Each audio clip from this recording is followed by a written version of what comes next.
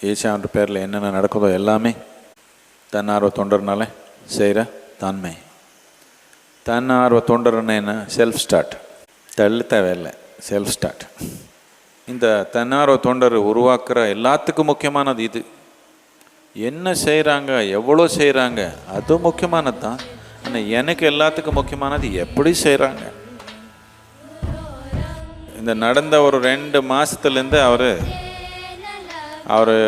தொழில் பார்த்தாங்களோ இல்லையோ, வீடு பார்த்தாங்களோ இல்லையோ, குழந்தை கவனிச்சாங்களோ இல்லையோ, உங்களுக்கு எல்லாமே இது கிடைக்கணுன்ற ஒரே நோக்கத்தில்.